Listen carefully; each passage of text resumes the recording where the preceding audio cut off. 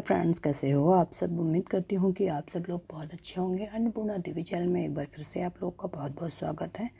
दोस्तों, कार्तिक मास चल रहा है और कार्तिक मास को धार्मिक दृष्टि से विशेष माना जाता है। इस महीने धनतेरस, दीपावली, गोवर्धन पूजा और छठ महापर्व इत्यादि आते हैं। कार्तिक मास में लक्ष्मी पूजन, भगवान विष्णु की पूजा और तुलसी माता की पूजा का विशेष महत्व है।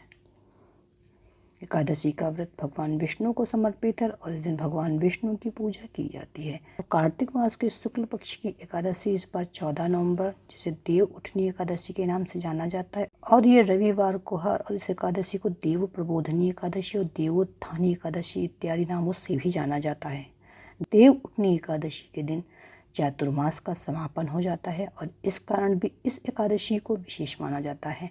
पंचांग के अनुसार इस बार चातुर्मास का आरंभ बीते 20 जुलाई को हुआ था। मान्यता है कि चातुर्मास में शुभ और मांगलिक कार्य वर्जित हो जाते हैं और 14 नवंबर को देव उठनी एकादशी के साथ ही चातुर्मास का समापन हो जाएगा। माना जाता है कि चातुर्मास में भगवान विष्णु आराम करते हैं, जो कि देवशयनी एकादशी से भगवान विष्णु का शयन काल आरंभ होता है और देव उठनी एकादशी के दिन भगवान विष्णु का शयन काल समाप्त होता है। तो इसी के साथ चातुर्मास भी समाप्त हो जाता है।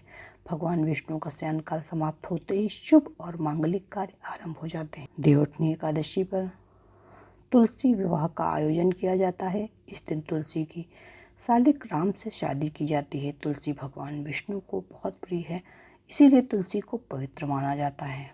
दोस्तों, एकादशी का व्रत सभी व्रतों में शुभ और महत्वपूर्ण माना गया है। एकादशी व्रत का वर्णन महाभारत की कथा में भी मिलता है। श्री कृष्ण ने युधिष्ठिर को एकादशी व्रत के महत्व के बारे में बताया था। इसके बाद युधिष्ठिर ने विधि पूर्वक एकादशी व्रत को पूर्ण किया था। एकादशी व्रत पापों से मुक्ति दिलाता है और मनोकामनाओं को पूर्ण करता है।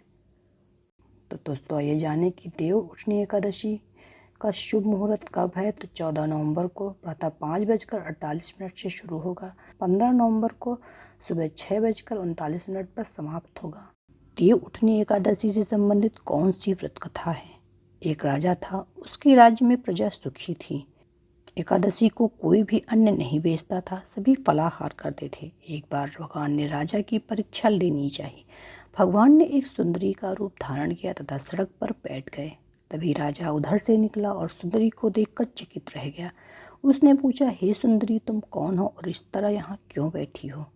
तब सुंदर स्त्री बने भगवान बोले, मैं निराश्रिता हूँ, नगर में मुझे कोई जाना पहचाना नहीं, किससे सहायता मांगूं। राजा उसके रूप पर मोहित हो गया था।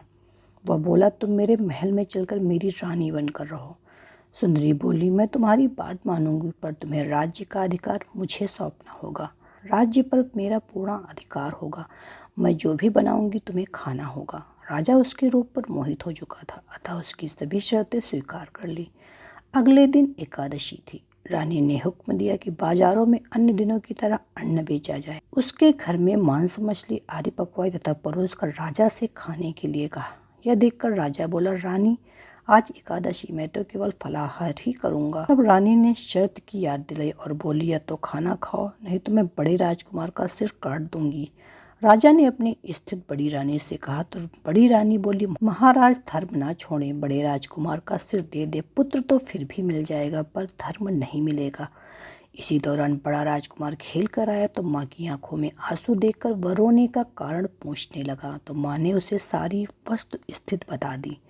तब वह बोला, मैं सिर देने के लिए तैयार हूँ, पिताजी के धर्म की रक्षा जरूर होगी। राजा दुखी मन से राजकुमार का सिर देने को तैयार हुआ तो रानी के रूप से भगवान विष्णु ने प्रकट होकर असली बात बताई। राजन, तुम इस कठिन परीक्षा में पास हुए। भगवान ने प्रसन्न मन से राजा से वर मांगने को कहा।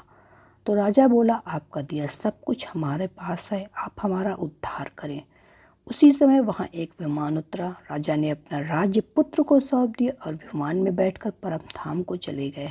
दोस्तों, ये थी कार्तिक मास के शुक्ल पक्ष की एकादशी व्रत कथा, जिसे देव उठनी एकादशी के नाम से जाना जाता है। उसकी एक छोटी सी कथा। उम्मीद है कि आपको पसंद आई होगी।